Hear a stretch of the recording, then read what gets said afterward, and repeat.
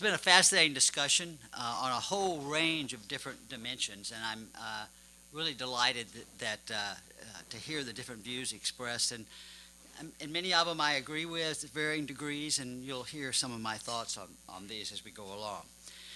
These are clearly challenging times for central banks around the world. Their credibility and effectiveness are being challenged and questioned. Their independence is under scrutiny, perhaps rightfully so, if not outright attack. But I would like to say that I think these threats and challenges are sort of externally generated, or external in nature. But unfortunately, as Charlie has alluded to, I believe some of the challenges stem from self-inflicted wounds that have enabled some of these arguments and some of these challenges to grow, if not flourish. So while the Fed can't always control the external environment in which it operates, that's for sure, it can and should seek to avoid undermining its own credibility and the case for its independence. Now, I think this stems from two kinds of trends, very broadly speaking. So the big picture kind of, I'm up at 30,000 feet here at least. And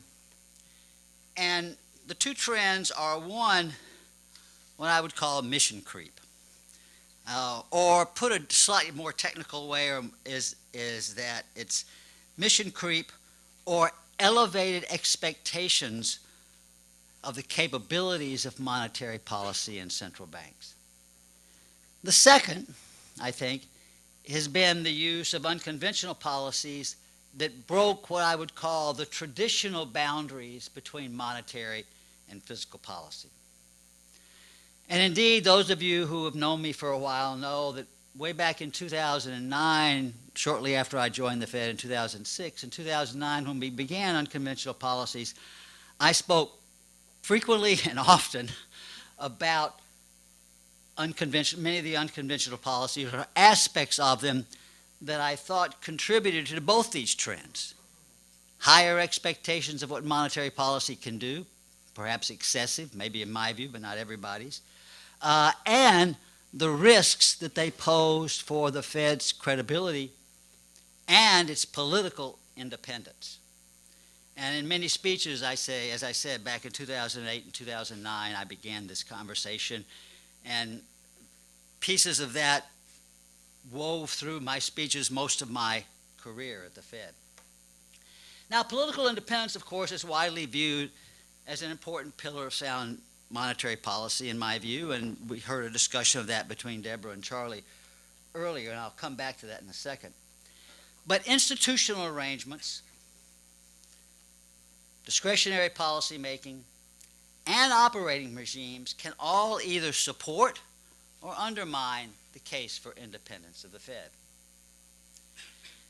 So, from my perspective, the case for independence, and we've heard lots of good discussion of that, the case for independence from my perspective is largely, not entirely, but largely an empirical one.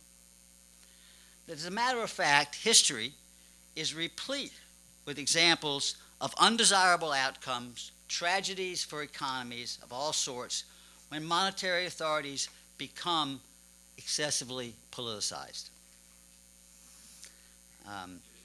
So while independence for the central bank is crucial in a democracy, it must be accompanied by constraints, and we heard some of that from Charlie and others earlier. Because those constraints in a democracy, we have to have some form of accountability. Now, way back in 1913, I'm not that old, 2013, I gave a paper at the Cato Monetary Conference, which appeared in their journal, called A Limited Central Bank. And in that paper, I described institutional designs considerations that would help the Fed preserve its independence. And I talked about 4 different things in that paper, and in Charlie's paper this morning, he mentioned a number of them. But I said the things that would support independence would be a more narrow mandate. Okay, Charlie talked about that. That would support both independence and accountability. I stressed limits on the types of assets that central banks can buy and hold on their balance sheet, and those kind of exist already in various forms and in different ways around in different countries where institutions are a little different. The types of assets help limit credit policies, that is, banks directly interfering in credit markets to allocate credit, which, by the way, I think a lot of unconventional policies were actually doing.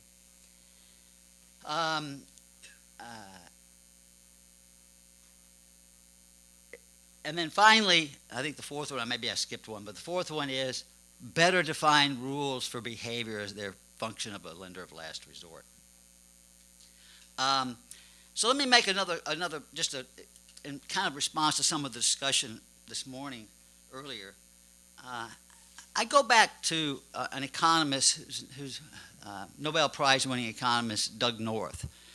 And what Douglas North taught us a lot about was institutions, particularly government institutions, and how they arise, in some sense, endogenously in our society.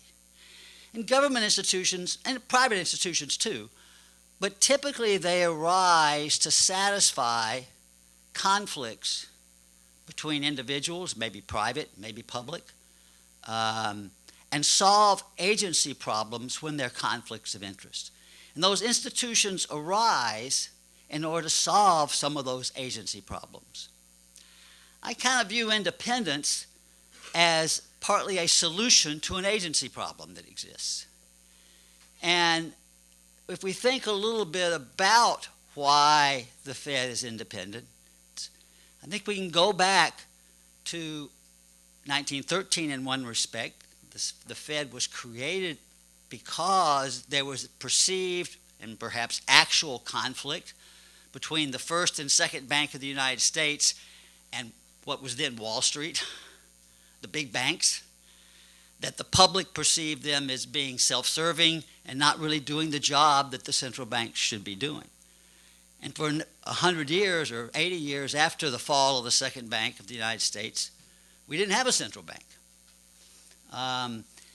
But the central bank in 1913 was created deliberately and consciously understanding some of those conflicts, those agency problems, in a way to be decentralized and to be independent in certain types of ways. The next important stepping stone in becoming independent at the Fed was the Accords of 1951. And most of you may know that during World War II, the Fed was subservient to the Treasury. It was pegging government interest rates at a very low rate in order to help finance the war. So it really was subservient to the Treasury. And the problem was that after the war, inflation began to pick up. It picked up more and more. And by the late 40s and early 50s, inflation, I think, was running maybe 6 or 7%, something like that.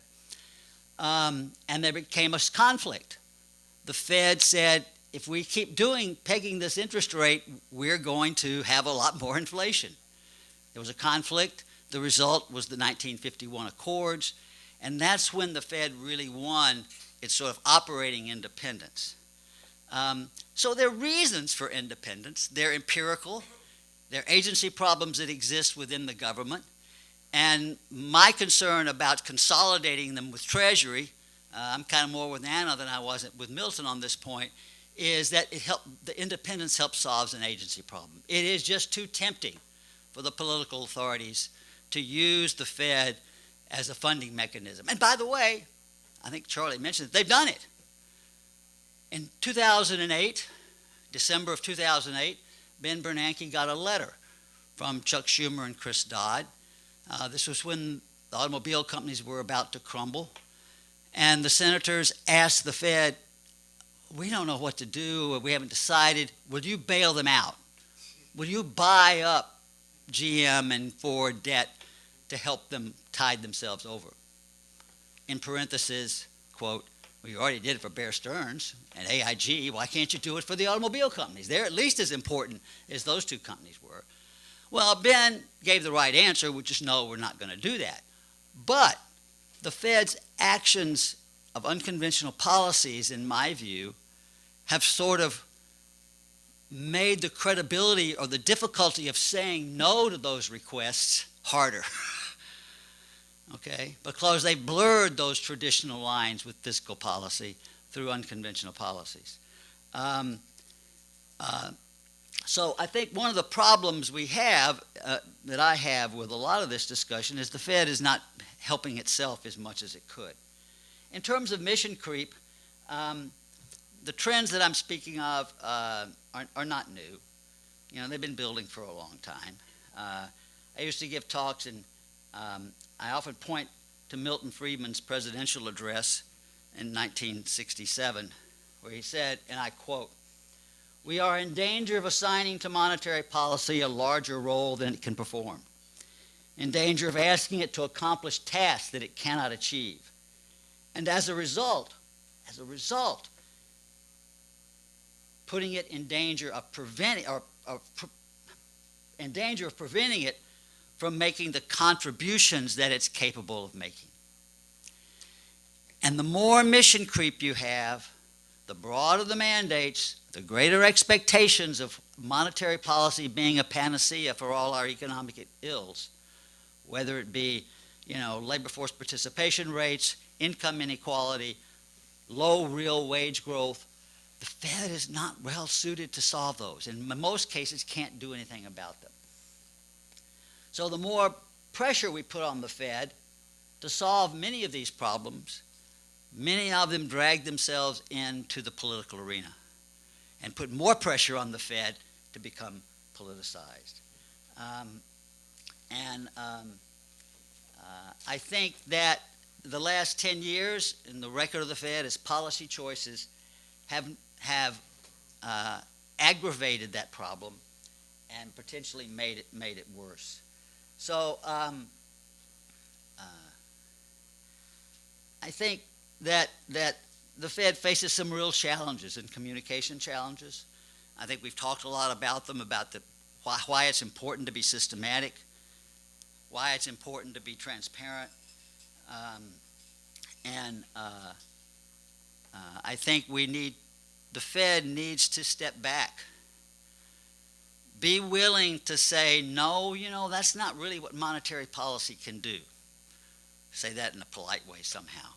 I think and help itself by trying to reduce the high level of expectations of what monetary policy is supposed to do.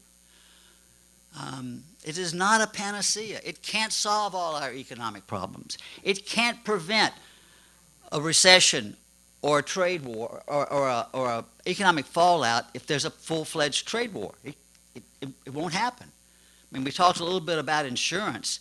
I said this back in July. I said, I don't understand an insurance argument. The Fed told us throughout the 10 years of the Great Recession and the financial crisis that monetary accommodation was necessary. Thought I had a bottle of water up here. Was necessary in order to, or one of its consequences. One of the consequences of monetary accommodation was to promote risk-taking, to move the financial markets into riskier assets, to promote growth or whatever they thought that would do. Now think about the current environment. Uncertainty about a trade policy. As was pointed out, I think Mickey said this, the Fed's never responded and acted in advance of policy decisions. Just never done that before. But here's a trade policy, but I don't know how it's going to turn out. It may turn out well, it may turn out bad. I don't have a clue. But why, as a central banker, would I want to be encouraging businesses and households to take on more risk in an environment when their natural instinct is to, whoa, I need to save and prepare for this outcome that I don't know what's going to happen? What that means, the way I think about it, is that that's not what firms aren't going to respond to that because that's stupid. I don't want to take on more risk right now. This is not the right time to be becoming more risky. So they're probably not going to do it. But if they did, what are the consequences? What it means is that whenever this uncertainty gets resolved, either for the better or for the worse, you've induced people to take positions where some people are going to have big gains and some people are going to have big losses. What does that do to stability and volatility for the economy? It increases it. No matter what the outcome of the policy of the trade negotiations be, you've increased, if your policy is doing what you think it's going to do, you've increased volatility. It's exactly the wrong thing to be doing. So I just don't get the rationale in that respect. So in any event, let me stop there, because what I promised Mickey I would do is turn this into a Q&A session. So I will stop and take questions about anything. Yes, right here.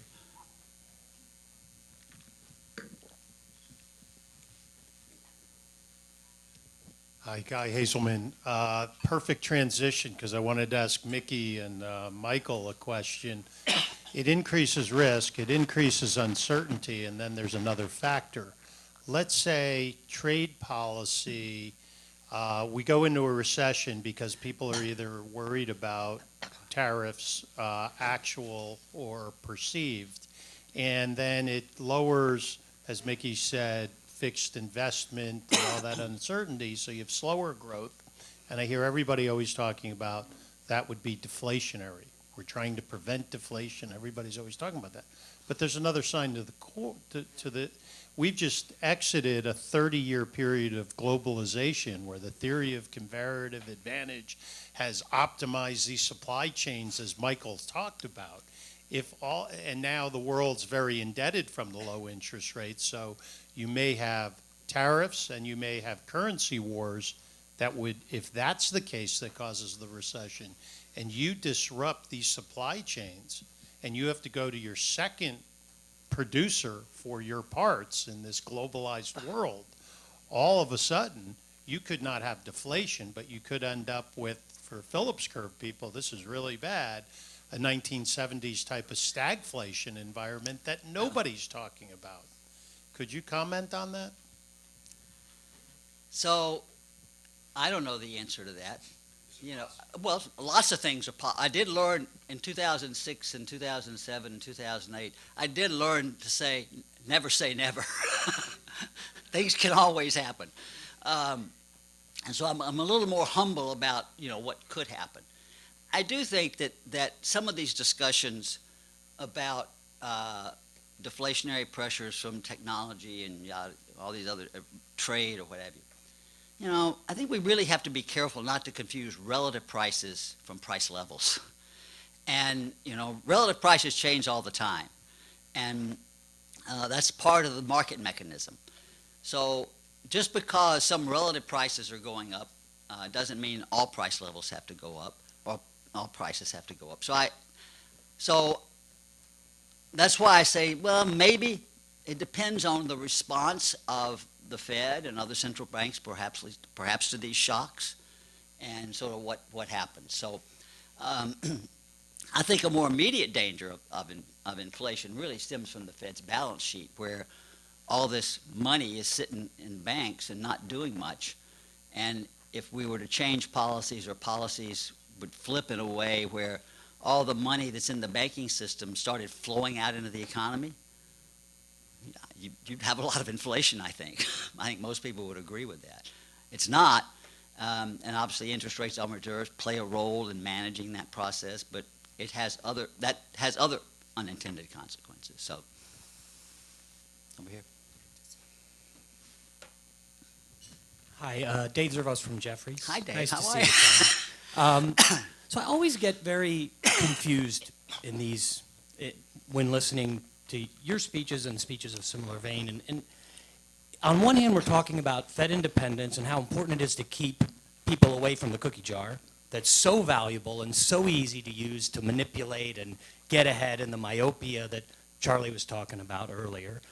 And on the other hand, we talk about why monetary policy is ineffective and it's pushing on a string and it can't really do anything. And I think there's some balance in there that needs to be a little bit better specified, because I'll give you my take and I'd love to hear yours. I actually think it's a really powerful tool. I think it might be the nuclear tool of economics, and we've uncovered the balance sheet. We don't know how to use it that well, but it's really powerful. And right now we're seeing the markets demand the balance sheet with what's going on in the repo markets in the last few weeks, and almost demanding QE. Otherwise, the Fed can't get rates where they want it to. And that may just be ineptness in New York, I don't know, but the New York Fed. But I think it's really powerful. So I'm very much in the, we need to keep the institutional structure that you very well described, that Doug North, who was my professor, by the way, and got me to be an economist back at WashU, put forth. And I think that's the story, but I can't get over why you always want to go back to it can't solve things, because to me, it feels like it solved a lot, and we're sitting here at a 3.7% unemployment rate 10 years later, Goldilocks type scenario, and I kind of feel like we just need to use it better, we need to understand it better, and we need to manage the political forces that want to take it better, and not just the ones that are coming from the presidency, but the ones that are internal to the Fed that your old colleague Bill Dudley talked about, which are the other side of the political forces, which you may not want to comment on. But I'll leave it at that, and you can take that wherever you want to go. All right, thanks, David. Well, it's a very complicated question. It does depend in part on your views of what you think is important. Okay, I think that for financial markets, clearly, what the Fed does affects them a lot. Partly, as Debbie said, we're using interest rates as the instrument. That can have lots of relative price effects. And it's a good question to ask whether that's the best tool to be using as the instrument, but that's a different question. But I also think that the view of the world that all real or many real economic benefits accrue from monetary policy is vastly overstated. I think the evidence isn't terribly good on that. The evidence on the Phillips curve has been dead for 20 years, 40 years. Never was alive in my estimation. And for the Fed to continue using that leverage as the way to think about what they're doing with policy is kind of like ancient history as far as I'm concerned. But putting that aside, so I think that, the Fed kind of gets, and you can say this about lots of things, lots of presidents, Congress, they get more credit than they deserve when things go well, and they get more blame than they deserve when things go poorly, because somebody wants to point a finger and blame somebody. And I think this manifests itself a lot in that I came to understand when I moved into a policy-making role, is the pressure on policymakers to act as if, what have you done for me lately? Do something about this. Act. Well, as an economist, there are times when the right answer to that question is, no, maybe the best thing to do is wait. Let markets function. And so I think the urge to act, the pressure to act, often makes you heard phrases during the crisis, do whatever it takes. Even if it doesn't work, we got to try. That has unintended consequences about both expectations of what they can do and risks to credibility if they don't succeed at it. So I am much more sanguine and believe less strongly that monetary policy has been the panacea for lots of this Goldilocks economy, if you will. And I think it's even worth asking the question, would it have been better if we hadn't done some of these things? Would the resolution or the growth rates been higher? Would the economy have recovered faster? It's kind of like the old question that's been asked about the Great Depression. There's lots of reviews. I mean, we're still studying the Great Depression, 85 years later, and still have disagreements about what caused it, how it evolved, which policies worked, and which ones didn't. We still don't know the answer to that question very well. And so I'm just a little more humble and sanguine, I guess, about this thing being I think monetary policy, you can do a lot that can harm things. You can blow things up if you really tried. But I don't think that's that's where we are. I think oftentimes we try to do too much, and as a consequence, the unintended consequences end up coming back to bite us. And that's what I actually fear more than, so I don't. All right, Charlie. Oh, I'll go back here. I'm going to save you to last. Zainab Sonmez again, Baruch College. Chairman Powell has mentioned during his remarks to Congress that he was asked whether there are any systemic financial risks emanating from the low interest rate. And he said that their team has looked into it, and so far there are no systemic financial risks in leveraged loans and corporate debt. Would you agree to this? And I believe they've also published a financial stability report which discusses whether or not there are financial risks. Well, there's always some kind of financial risk, and you can find them if you dig hard enough. I think it's, business investment's pretty low right now, and so I think, on the one hand, Chairman Powell talked a little bit about why there weren't risks, and on the other hand, he talked about the leveraged corporate sector. I mean, which is it? Is there no risk there? Is it over-leveraged?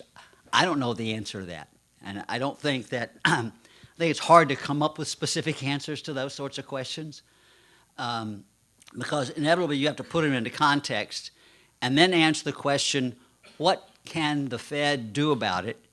And if so, how effective will it be? And it would be for the best, or what are the unintended consequences of that? So I think, sure, there are always financial risks, and it's sure that people worry about, and probably rightfully so, the Fed conducting policies that overdo it and help financial risks build in an unnecessary or unhealthy way. But, that doesn't really loom at the top of my list so much. I know that's heretical, but it just doesn't stand up there as the most important thing. I think it can be important in extremes. I think when you have zero rates for 8 years, that kind of flag certainly needs to be turned on and be aware of. But, whether you raise interest rates 25 basis points or cut them 25 basis points or what, that's not going to address that kind of problem any more than I think cutting interest rates 25 basis points is going to help raise inflation from 1.8 to 2.0. I just don't think that's, I think we need to be a little more sanguine and a little more not overstep our boundaries in ways that, undermine our own credibility.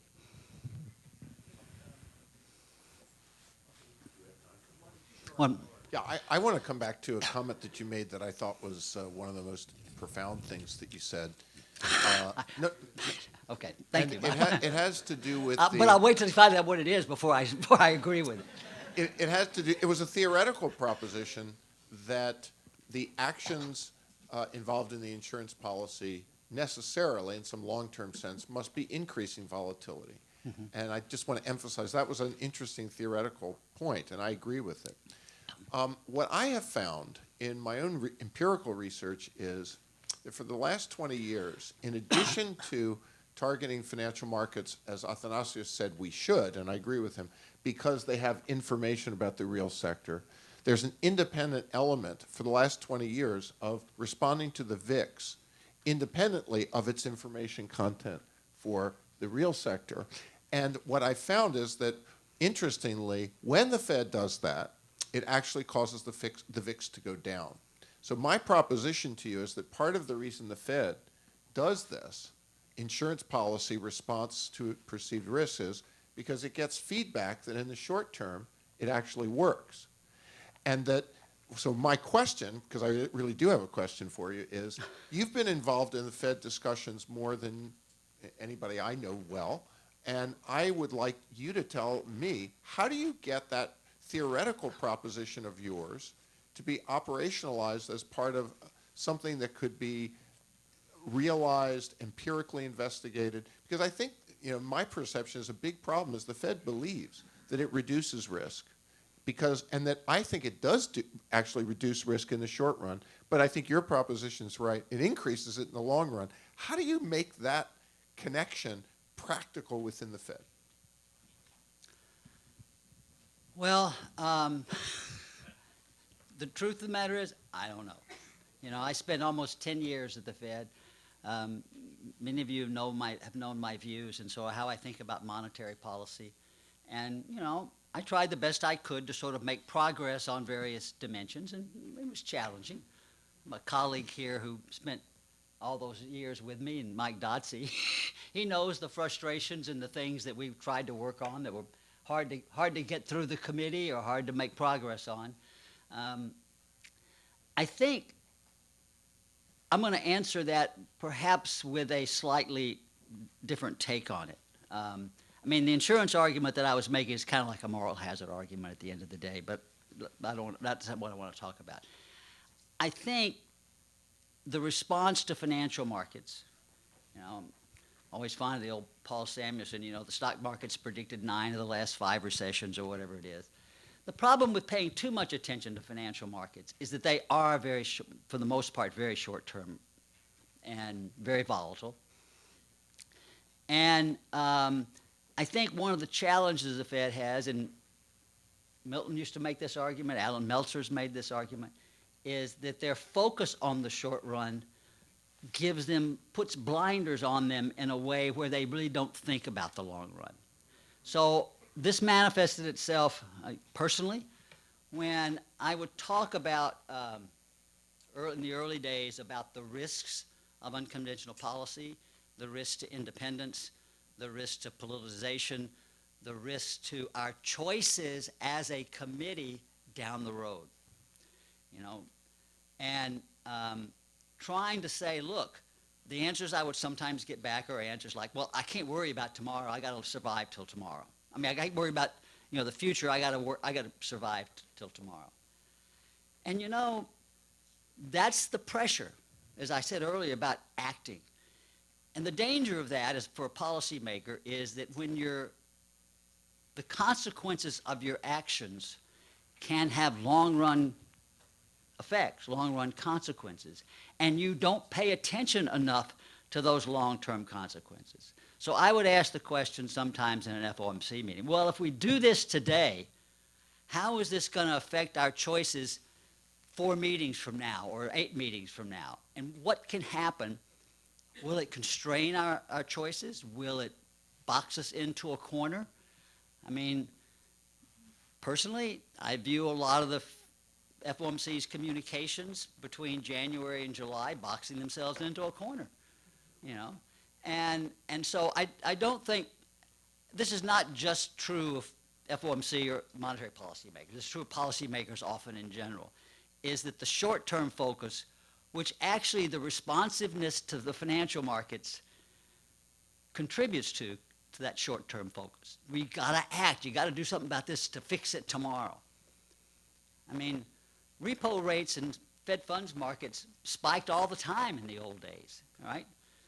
And repos would go in or Fed funds would trade between parties to cover those spikes, and they went away after a day. It was a quarter in or a maintenance period in. You know, now those Fed funds aren't trading. They don't move around anymore. And so the Fed's gutted a market there, or decimated a market where there's no trading in Fed funds, so they're not moving to where the demand is because they're not getting traded. So, you know, our policies have unintended consequences, and the Fed needs to help itself by reminding the public and others that we need to have long-term goals. Actually, our mandate, Section 2A of the Federal Reserve Act, says the Fed will manage the long-term growth of money and credit commensurate with the long-term ability of the economy to produce, so as to stabilize inflation and employment. We forget those long-term goals, and the pressure of policy is to be very short-term reactive. And I don't know how to fix that problem, but the Fed doesn't do itself any favors when it responds to these short-term volatilities. So that's kind of my answer. Thank you very much.